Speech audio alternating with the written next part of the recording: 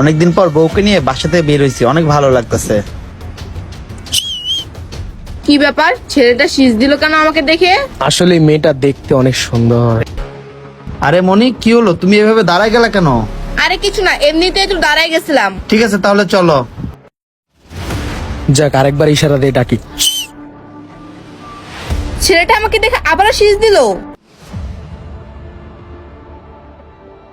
আরে মনি, আবার কি হলো তোমার? আবার কেন দাঁড়ায় গেলা তুমি? আরে কিছু না, জুতার ভিতর জানি কি হয়েছে, এই জন্য দাঁড়ায় গেছি। আচ্ছা ঠিক আছে, চলো। আচ্ছা, আবারও শীষ বাজালো। এই ফোন নাম্বারটা দিয়ে যাও তোমার। আরে নয়ন, দেখো না, ওই ছেলেটা কতক্ষণ ধরে আমাকে ইফটিজিং করছে, আবার ফোন নাম্বার যাচ্ছে এখন। এই রে, আমার নামে মনে হয় বিচার দিয়ে দিছে। কি বলতেছো? ঠিক আছে, চলো। কিরে, তোর কত বড় সাহস? তুই কিনা আমার বউকে ইফটিজিং করতেছস? তোর ঘরে কি মা বোন নাই?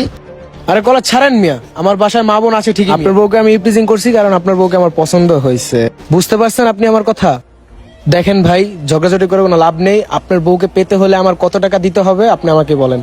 কিরে, তুই এসব কি বলতেছস? তুই কি ভাবছিস ও কোনো বাজারের মেয়ে? ও কোনো বাজারের মেয়ে না, ও আমার ওয়াইফ। আর তুই কি বলতেছস টাকার জন্য আমি ওকে তোর কাছে বিক্রি করে দেবো? তুই কি পাগল হয়ে গেছিস বেটা? শোনেন ভাই, আমাদের বড় লোকদের কাছে সব মেয়েরাই বাজারের মেয়ে। যেই মেয়েদের আমাদের ভালো লাগে সেই মেয়েদেরকে আমরা টাকা দিয়ে কিনে নিই। আরে ছেলেটার কথা শুনে মনে হচ্ছে ও অনেক বড় লোক।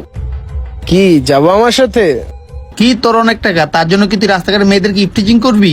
আমি বুঝতে পারছি, তোকে শিক্ষা দেওয়ার জন্য আমাকে থানায় এখনই কল দিতে হবে। আমি এখন থানায় কল দিচ্ছি।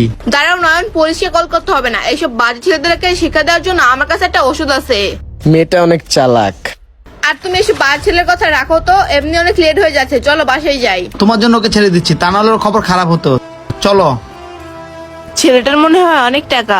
আমার মনে হচ্ছে মেয়েটা আবার আসবে, আমি এখানেই দাঁড়ায় থাকি।